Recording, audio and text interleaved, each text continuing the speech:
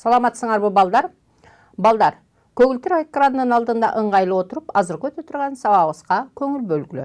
Биздин бүгүнкү сабакта өтө турган темабыз молекулалык биология жана ген инженериясы. Бүгүнкү сабакта өзгөчө биз көбүрөөк молекулалык биология илими болуп таанылышы жана бул илим эмнени окуп үйрөтө тургандыгын аныктайбыз же таанышат экенбиз. Мындан башка дагы молекулалык биологиянын тармактары жана анын маанисин аныктайт экенбиз. Демек, биз ушул молекулалык биология деген илим бул ушул селекция сыяктуу, биология, ботаника, зоология деген илимдер сыяктуу эле молекулалык биология илими дагы бул жаңы жаш илимдердин бири болуп саналат экен. Мына ушул молекулалык биология өзү эле айтып тургандай, бул тирүү организмдердин клеткасындагы кармалып жүргөн химиялык бирикмелер жөнүндөгү жана алардын татаал түзүлүштөрүнөн организмдин курулуп түзүлө тургандыгы боюнча кененирээк түшүнүп алат экенбиз. Мына ошол молекулалык биология илиминин ичинен бул адамдын организми болобу, өсүмдүктүн организми болобу, же жаныбарлардын организми болобу, мына ушул организмдердеги белгилердин укумдан тукумга берилиши эмненин негизинде ишке ашырыла тургандыгын жана ушул тукумгуучу белгилерди өзгөртсө болобу, мына ушул жаратылышта, табиатта жок болгон тирүү организмдердин жаңы белгилерге ээ болгон касиеттеги өсүмдүк менен жаныбарларды дагы ала алсак болобу деген суроолорго мына ушул сабакта кененирээк түшүнөт экенбиз. Негизи эле биз бүгүнкү күнгө чейин да токтолуп келгенбиз. Бул бардык тирүү организмдердин, эукариоттуу тирүү организмдердин клеткалык түзүлүшүндө бул тукумгуучулук белгилерди кармап жүрө тургандыгы боюнча бүгүнкү күнгө чейин токтолгонбуз. Мына ушул тукумгуучулук белгилерди албетте молекулалык биологиянын негизиндеги окумуштуулардын ушул илимге кошкон салымдары аркылуу кененирээк түшүнүп кеткен. Мисалы үчүн бул жерде Мишер эң биринчилерден болуп, же болбосо 1869 жылы клетканын ядросунда нуклеин кислоталары кездеше тургандыгын ачкан. Ал эми мындан кийин биз бардыгыбыз тең жакшы билебиз, көптөгөн окумуштуулар ушул клетканын ички түзүлүшүндөгү тукумгуучулук белгилерди кармап жүргөн макромолекулаларды жана микромолекулалар боюнча ачылыштарды жасаган. Ал эми бул нуклеин кислоталары деп аталышынын себеби бул ядро деген сөздөн алынган. Ядро деген сөз бул албетте нуклеис деген сөздү берет. Мындан башка дагы 1871 жылы мына ушул нуклеин кислоталарын бул дезоксирибонуклеин кислотасы же болбосо ДНКнын молекуласы экендигин кийинки окумуштуулар аныктап чыккан экен. Мына ушул ДНКнын молекуласы бул тирүү организмдердин укумдан тукумга берилүүчү гендерин кармап жүрө тургандыгын, ал эми бул гендер болсо мына ушул ДНКнын молекуласынын мономер болуп эсептелген нуклеотидтерден тура тургандыгы боюнча көптөгөн окумуштуулардын ачылыштарынан кийин гана мына ушул молекулалык биологияга негиз салган бардык тирүү организмдердин эукариоттуу деген бул ядросу бар тирүү организмдердин клеткасында ядросу бар тирүү организмдердин ядросунун ичинде хромосомалардан тура тургандыгын, ал эми бул хромосомалар бир дагы тирүү организмдин бири-бирине окшош болбой тургандыгы, ошондой эле бул хромосомалардын саны дал келсе дагы алардын өлчөмдөрү жана анда кармалып жүрген гендердин берилиши эч качан бири-бирине окшошпой тургандыгы мына ушул окумуштуулардын изилдөөсүнүн негизинде ишке ашырылган экен. Бул боюнча мен силерге азыр дагы түшүнүк берип коеюн. Бул нуклеин кислоталарын биз бүгүнкү күнгө чейин токтолуп келгенбиз. Бул дезоксирибонуклеин кислотасы жана рибонуклеин кислотасы деген эки нуклеин кислотасынын түрү тирүү организмдин клеткасында, клетканын ядросунун ичинде кездеше тургандыгын, мына ушул ДНКнын жана РНКнын молекулалары бул клетканын макромолекулалары деп атала тургандыгын, ал эми ушул макромолекулалардын эң негизгиси болуп белок, углевод, май экендигин биз бүгүнкү күнгө чейин токтолгонбуз. Ал эми ушул макромолекулалардагы белоктун курамы нуклеин кислоталарынан, ал эми нуклеин кислоталардын өзүнүн ичинде дагы мономер болуп эсептелген нуклеотидтерден тура тургандыгын, нуклеотидтерге бул аденин, гуанин, тимин жана цитозин деген нуклеотидтер кирет деп бүгүнкү күнгө чейин таанышканбыз.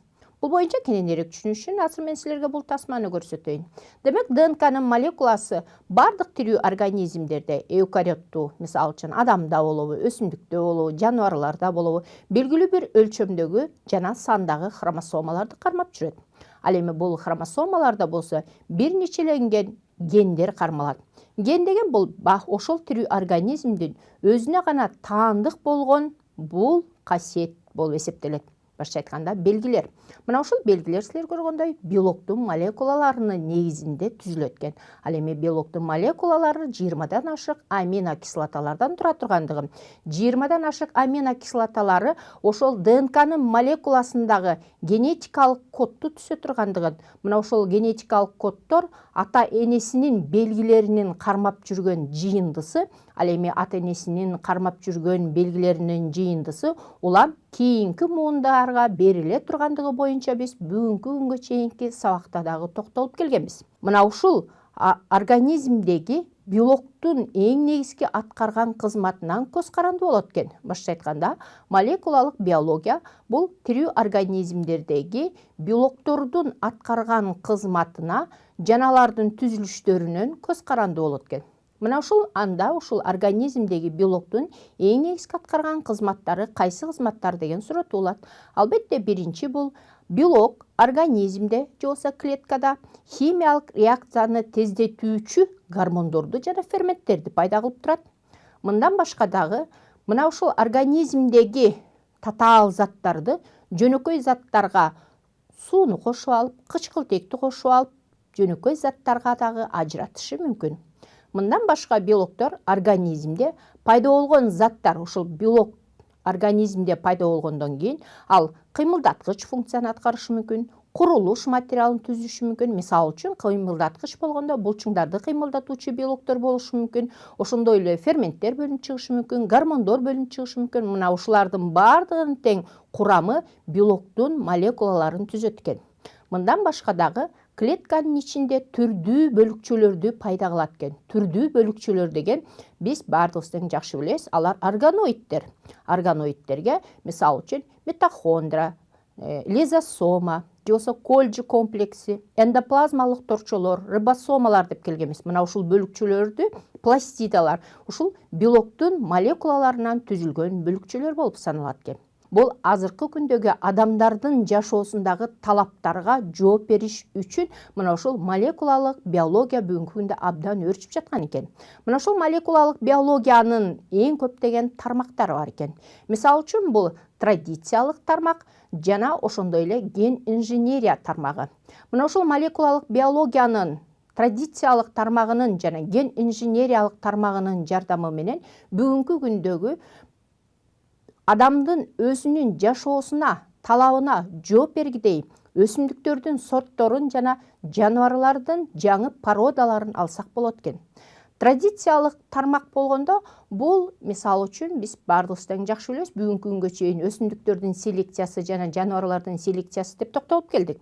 Бул традициялык тармактын жардамы менен биологиялык, молекулалык биологияда сүттүүлүгү жогору, эттүүлүгү жогору болгон уйдун эки породасын аралаштыруу аркылуу алынган жаңы порода бул традициялык молекулалык биологиянын негизинде алынды деп карасак болот. Ал эми ген инженериялык тармагы бул өтө татаал тармактардын бири болуп саналат. Себеп дегенде, бул ген инженериясы өзү адамдын организмин өстүрүүгө, же жаныбарлардын организминде, же өсүмдүктөрдүн организминде өстүрүүчү гормондорду, ферменттерди, витаминдерди жана антибиотиктерди өндүрүүдө мына ушул ген инженерия тармагы абдан чоң мааниге ээ экен. Мына ушул ген инженерия тармагынын негизинде трансгендик деген ыкма бар.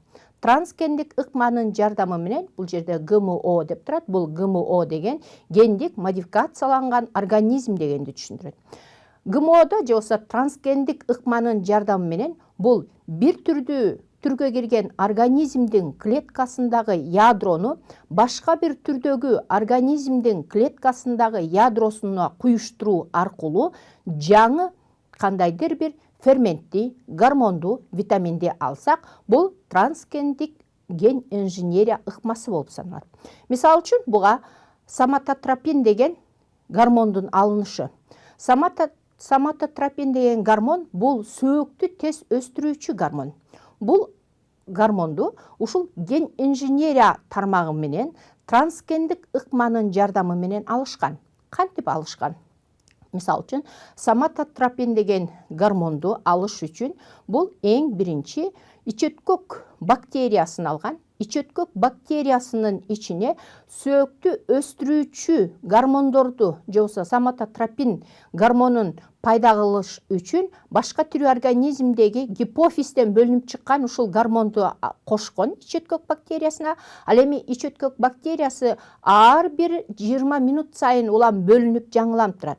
Мына ошентип бул ген инженериясынын жардамы менен жаңы соматотропин деген гормонду, өсүү гормонун бул эмне жол менен экен? Химиялык жол менен, же болбосо ушул трансгендик ыкманын жардамы менен алышкандагы бүгүнкү күндө эң биринчи муну албетте чычкандарга жасап көргөн.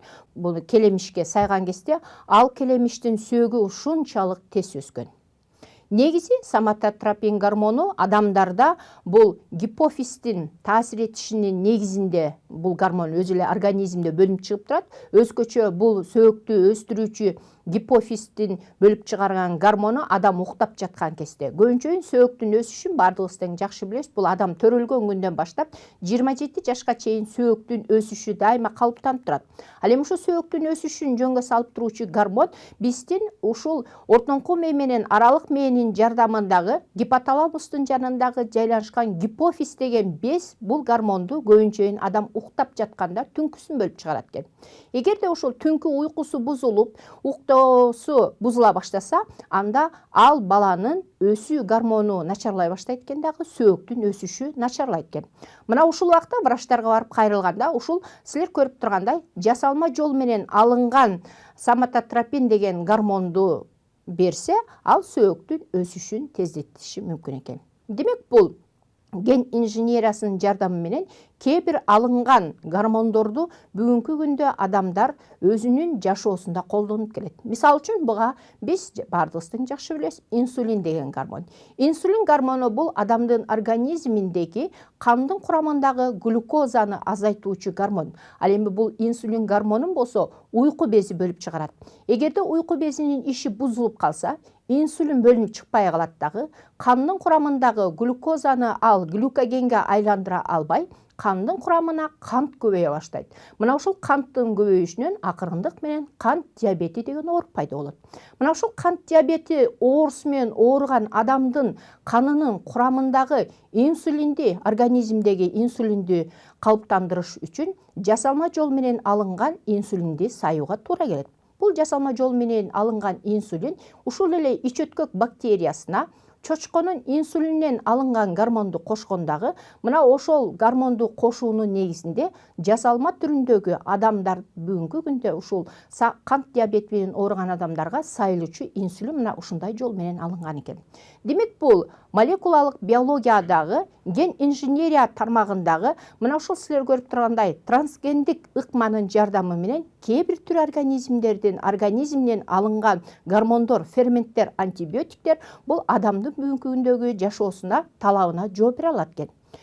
Ал эми кээ бир түр организмдерде ушул ген инженериясында трансгендик деген дагы ыкма бар. Трансгендик ыкма бул бир түргө кирген тирүү организмдин клеткасындагы ядро менен экинчи бир түргө кирген организмдин клеткасынын ядросун алмаштырып куюштуруу аркылуу алынган. Мисалы үчүн, бул жерде силер көрүп тургандай коён менен чычкандын клеткасын кошуп куюштуруу аркылуу бул жерде жаңы организмдин пайда болушу бул ген инженериясында трансгендик ыкма. Трансгендик ыкма менен алынган түр организмдер бул мүмкүн болбогон организмдер болуп саналат. Клеткалык инженерия ыкмасы менен вирустун жардамысыз өсүмдүктөрдүн жаңы организмин алса болобу деп атат.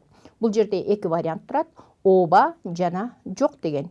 Демек, клеткалык инженерия ыкмасы менен вирустун жардамысыз өсүмдүктөрдүн жаңы организмин алса болобу дейт. Вирустук деген себеби биз жаңы эле айттык, мисалы үчүн ич өткөк бактериясынын жардамы менен жаңы касиетке ээ болгон гормондорду жана ферменттерди же антибиотиктерди алуу деп. Ушул эле ыкма менен вируска таасир этүү аркылуу вирустун клеткасына башка тирүү организмдин клеткасынын таасир этүү менен дагы жаңы антибиотиктерди алсак болот. Бул ушуну биз жаныбарларга жазадык дедик. Ал эми силерден сурап атат, өсүмдүктөргө дагы ушул ыкманы колдонсок болобу деп атат. Клеткалык инженерия. Демек, гендик инженерияны биз клеткалык инженерия жана тканьдык инженерия жана молекулалык инженерия деп бөлүп карап алабыз. Албетте, бул суроону абдан татаал болуш керек. Бардыңар ойлонуп атасыңар. Бул соого жооп берүү эки варианттын биринчи варианты туура. Башкача айтканда, клеткалык инженерия ыкмасы менен вирустун жардамысыз эле өсүмдүктөрдүн жаңы организмин алса болот. Буга мисал үчүн эки помидорду алып карап көрөлү. Бир помидор кадимки табиатта өстүрүлгөн помидор, ал эми экинчи помидор болсо ГМО жолу менен өстүрүлгөн помидор. ГМО дегенди бул ген модификациялык организм деп аталат дедик. Башкача айтканда, биринчи табиатта өскөн помидор бир нече күн өткөндөн кийин чирий баштаган, анын сапаты начарлай баштаган. Ал эми экинчи гендик модификациялык жол менен алынган организм көпкө чейин сакталып, сапаттуулугу начарлаган эмес. Себеп дегенде, бул помидордун клеткасына силер көрүп тургандай, бул чаяндын клеткасы кошулган, клеткасындагы ядросу кошулуп алынган. Демек, анда бул гендик инженерияда, клеткалык инженериянын жардамы менен өсүмдүктөрдүн өзүнө керектүү болгон сапаттуу касиеттери менен берилген өсүмдүктөрдү алсак болот экен. Ошол чаяндын клеткасынан алынган ядро менен ушул помидордун клеткасынын ядросун куюштуруу аркылуу жаңы модификацияланган организмди алган. Мына ошол модификациялык жол менен алынган, ыкма менен алынган помидорду албетте бул атайын өстүрүүчү жерлерде өстүрүп алып туруп, андан кийин анын уруктарын тарата башташат.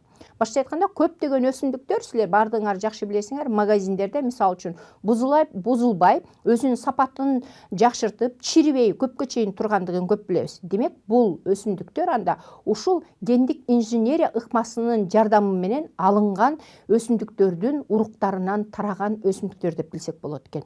Бул албетте кээ бир өсүмдүктөрдүн сапаттуулугун, алардын ушу чирүүгө, суукка чыдамдуулугун жогорулатуучу касиетти да берет. Бирок адамга канчалык анын зыяны бар дегенди бүгүнкү күнгө чейин аны акырына чейин изилдеп бүтүш элек ген инженерия ыкмаларынын жардамы менен.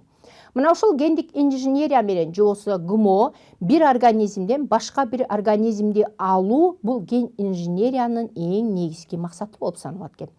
Көптөгөн өсүмдүктөрдү, мисалы үчүн ушул ГМОнун жардамы менен же болбосо бул ген модификацияланган организм деп аталат деди. Мисалы үчүн алма менен дарбызды, же болбосо киви менен клубниканы, же болбосо кулпунайды, киви менен апельсинди, же болбосо силер көрүп тургандай ар кандай түстүү капуста турат, ошо түстүү капустанын ар кандай түстөрүн, бир эле ак түсүн эмес, анын жашыл, силер көрүп тургандай апельсин менен аралаштырганы, алма менен аралаштырганы турат. Мына ошол аргындаштыруунун жардамы менен ар кандай белгилерге жаңы касиеттерди бере турган организмдерди алсак болот экен. Бул гендик инженерия деген бул жаратылыштагы таптакыр кездешпеген өсүмдүктөр менен жаныбарлардын жаңы сортторун жана породаларын алууда колдонуучу ыкма бул гендик инженерия ыкмасы болуп саналат экен. Мына ушул гендик инженерия ыкмасындагы клетка деңгээлинде гендик инженерия бар. Мисалы үчүн бул жерде ак түстөгү эки түлкүнү аргындаштыргандагы, ошондой эле сары түстөгү эки түлкүнү аргындаштырган. Мына ушулар аргындашкандан кийин алардын түйүлдүктөрүнүн өсүп жаткан кезинде аларды биз жакшы билебиз, клетка бирден экиге, экиден төрткө, төрттөн сегизге бөлүнөт. Мына ушул төрткө бөлүнгөн бластемерлерин экөөнүкүн бири-бирине куюштуруп, албетте шприцтин жардамы менен, андан кийин аны андан ары дагы өстүрө баштаган. Өстүргөндөн кийин ал бластула бүтүп, бластемерлер бүткөндөн кийин гаструла башталат. Гаструла болсо сырткы, ички, ортоңку катмаргадан турган түйүлдүк пайда боло баштайт. Мына ушул түйүлдүк пайда болуп, гаструляция пайда боло баштаган кезде эле бул түйүлдүктү энесинин, башкача айтканда, ошол эненин жатынына алып барып, бул гаструляция болуп жаткан кезиндеги түйүлдүктү салганда, андан биринчи муунда бардыгы тең окшош болгон доминанттык белгини алып жүргөн ак түлкү келип чыккан. Ал эми экинчи муунда болсо таптакыр жаратылышта кездешпеген жаңы белгилерди алып жүргөн түлкүлөр пайда боло баштаган. Демек, бул дагы клеткалык деңгээлдеги гендик инженериянын жардамы менен алынган бул жаңы жаныбарлардын породалары болуп эсептелет экен. Бул жаныбарлардын породаларын бир эле ошол организмдерди таап аргындаштыруу аркылуу эмес, алардын клеткаларынын дагы түйүлдүктөрдүн өрүшүп жаткан кезинде алардын ошо ядролорунун алмаштыруу же болбосо куюштуруу аркылуу дагы биз жаңы түрлөрдү алсак болот экен. Мындан башка дагы, мисалы үчүн, Фин Дорсент деген койду алган. Фин Дорсент коюнун сүт безинин клеткасын алып туруп, Шотландия кара тумшук коюнун жумуртка клеткасын алган. Мына ушул жумуртка клеткасынын ичиндеги ядрону алып салган. Ядрону алып салып туруп, тигил Фин Дорсент коюнун сүт безинен алынган ядролуу клетканы ядросу жок Шотландия кара тумшук коюнун жумуртка клеткасы менен экөөнү кошуп, жаңы эле силер тасмада көргөндөй бластомерден гаструлага өткөндөн кийин аны кайра ошо Шотландия кара тумшуктуу койдун энесинин жатынына салгандагы, андан жаңы Долли деген жаңы койду алган. Мына ушул Долли коюн алганда жаңы экөөнө тең окшош болбогон жаңы эмне келип чыккан экен. Демек, жаныбар келип чыккан экен. Бул клеткалык деңгээлде ген инженериясы бүгүнкү күндө, мисалы үчүн, биз ал жаныбарды сатып келип отурбай эле, алардын уруктуктарын сатып келип туруп, куюштуруу аркылуу жаңы породаларды жана жаңы сортторду алсак болот экен. Мына балдар, биз бүгүн силер менен ушул молекулалык биология жана ген инженериясы деген түшүнүктөр боюнча түшүнүк алдык. Бүгүнкү күндө ушул 19-20, 21 кылымдагы ушул ген инженерия илими абдан өрүшүп жаткан экен. Ал эми бул боюнча кийинки сабакта дагы улантуу жүргүзүлөт. Албетте, бул боюнча өзүңөр дагы окуп чыгат болушуңар керек. Ал эми мен ушуну бүгүнкү сабагымды аяктайын. Кийинки сабакта жолугушканга чейин саламатта калгыла.